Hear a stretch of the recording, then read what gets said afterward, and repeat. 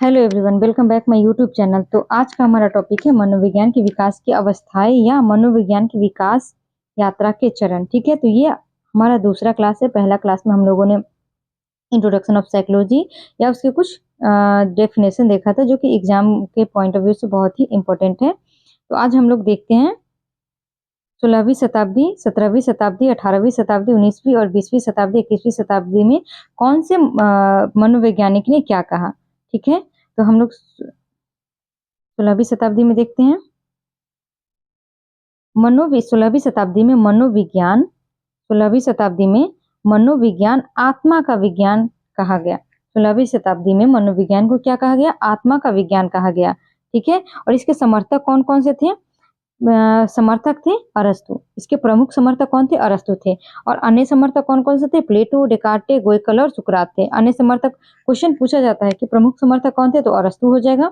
और अन्य समर्थक कौन थे? तो प्लेटो, डेकार्टे, गोइकल व सुकरात। ठीक है, आत्मा का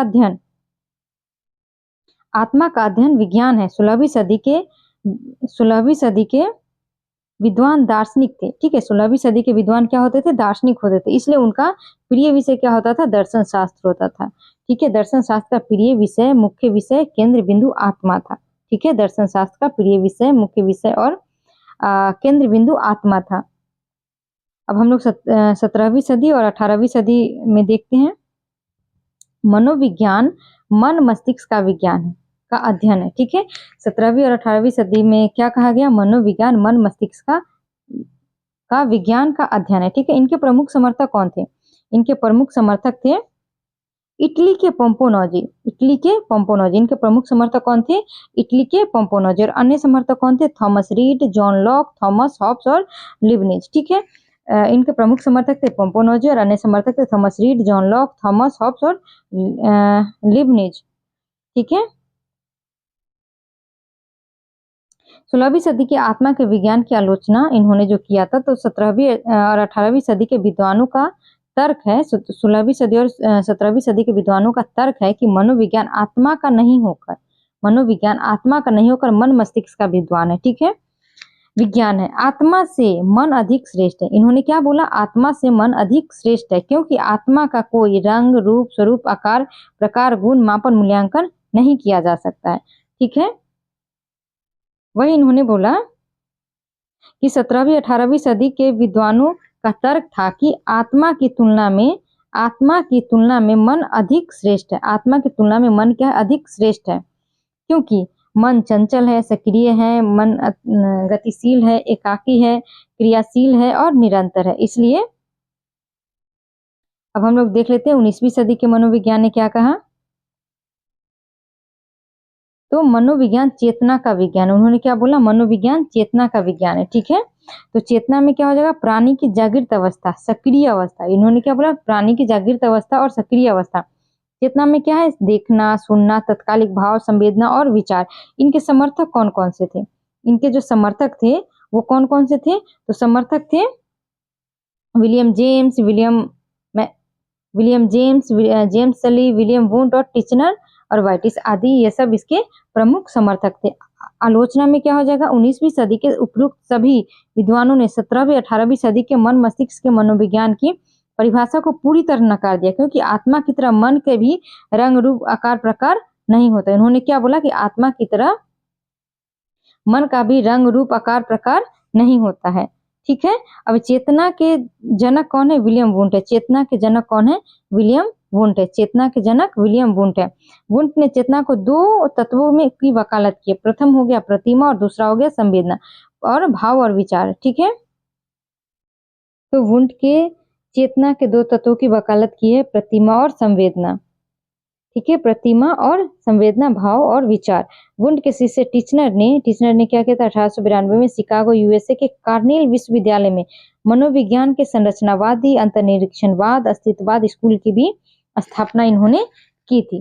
ठीक है, अब हम लोग देख लेते हैं टिचनर के चेतना के 3 तत्व बताए। टिचनर ने चेतना के कितने तत्व बताए हैं? 3 तत्व बताए हैं।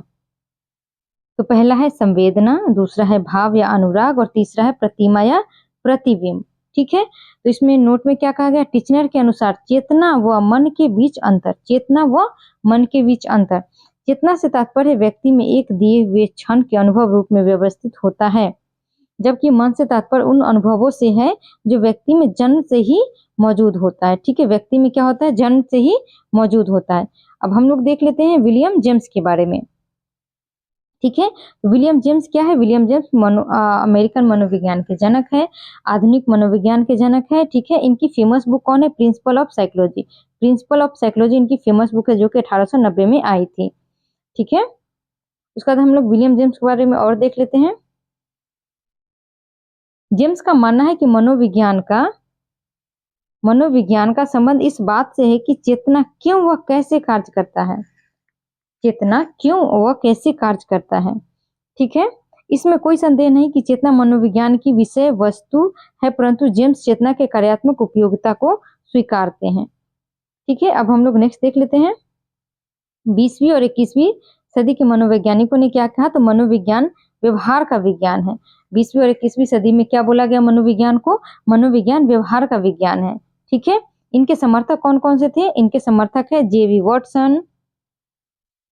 Watson, William McDougall, Pillsbury, Woodworth, Thorndike, Pavlov और स्किनर, जर्ज, टर्मन, हल और गुथरी, ये सब इनके समर्थक है। ठीक है, व्यवहारवाद क्या है?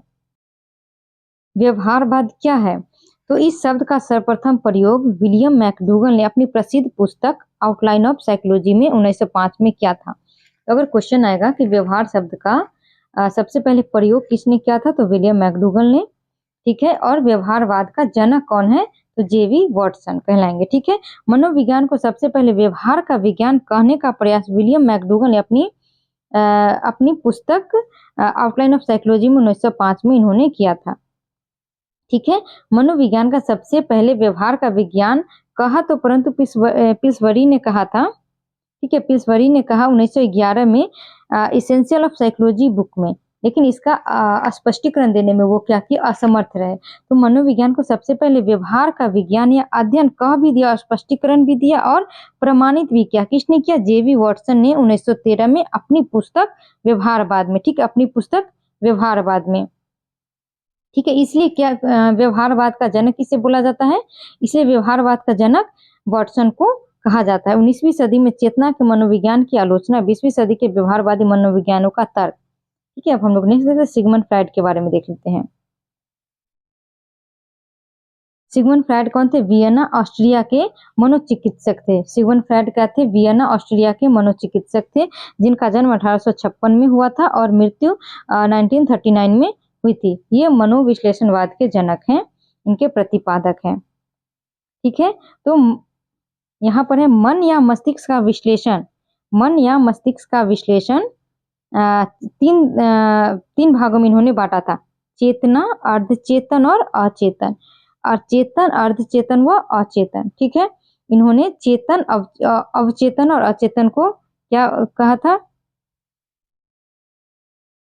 चेतन सिर्फ 1/10 भाग होता है। चेतन कितना होता है? 1/10 भाग होता है और इनके जनक वुंट है। चेतन 1/10 भाग होता है, इनके जनक वुंट है और इन्हें सूक्ष्म खंड कहा जाता है। ये क्वेश्चन में पूछा जाता है कि चेतन को किसे सूक्ष्म खंड बोला जाता है? तो चेतन को बोला जाता है। अब चेतन 0% होता है और अचेतन कितना होता है? 90% होता है। अचेतन कितना होता है? 90। और अब चेतन और अचेतन के जनक फ्रायड है। अब चेतन और अचेतन के जनक फ्रायड है और चेतन के जनक कौन है? वुंट है। ठीक है, तो अब चेतन के बारे में हम लोग देख लेते हैं।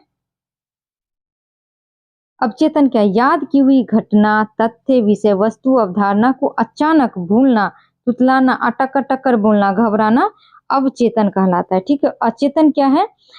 इच्छाओं की जननी है, काम प्रवृत्तियों का कुंठ है, दमित इच्छाओं का भंडार है। ठीक है, और इसकी तुलना जो है वो विशाल खंड से इन्होंने किया है। इसकी तुलना जो है विशाल खंड से किया। बर्फ के टुकड़े, हिमखंड, फ्रायड ने अवचेतन को कहा है विशाल खंड। ठीक है, 19वीं सदी की आलोचना फ्रायड ने क्या बोला है देख लेते हैं हम लोग। मनोविज्ञान को मन मस्तिष्क के विशाल बड़े खंड चेतन की अवहेलना, इग्नोर करके सिर्फ सूक्ष्म छोटे खंड चेतन के आधार मनोविज्ञान को परिभाषित करना नितांत मूर्खतापूर्ण इन्होंने बताया है। ठीक है, अब हम लोग विलियम मैकडूगल के बारे में देख लेते हैं। विलियम मैकडूगल मैकडूगल ने अपनी प्रसिद्ध पुस्तक आउटलाइन ऑफ साइकोलॉजी 1905 में 16वें पृष्ठ पर चेतना शब्द की भरपूर निंदा की है।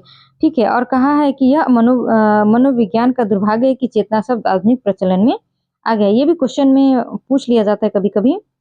अभी हम लोग मैकडूगल के बारे में और देख लेते हैं। मैकडूगल मूल प्रवृत्तियों के जनक है। मैकडूगल क्या है? मूल प्रवृत्तियों के जनक है। इन्होंने 14 मूल प्रवृत्ति दिया, प्लस प्रत्येक मूल प्रवृत्ति की से जुड़ा एक संवेग भी दिया, यानी कि 14 संवेग भी दिया। 14 मूल प्रवृत्ति है और 14 संवेग है। उल्लेख किसमें इन्होंने बताया? प्रसिद्ध पुस्तक एन इंट्रोडक्शन ऑफ साइकोलॉजी 1908 में इन्होंने मूल प्रवृत्तियों के बारे में बताया था। ठीक है, अब मैकडूगल के बारे में देख लेते। व्यवहार शब्द के जनक है। मैकडूगल क्या है? व्यवहार शब्द के जनक है, जो 1905 में इन्होंने दिया था, पुस्तक आउटलाइन ऑफ साइकोलॉजी में दिया था। नोट, चेतना 16वें पृष्ठ पर बहुत बुरा रूढ़ प्राचीन कहा है। प्रोफेसर वुडवर्थ के बारे में हम लोग देख लेते हैं। इन्होंने क्या कहा है? मनोविज्ञान ने सबसे पहले आत्मा को छोड़ा, फिर मन को, मस्तिष्क को छोड़ा, उसके बाद चेतना को छोड़ा और आज व्यवहार को अपनाता है।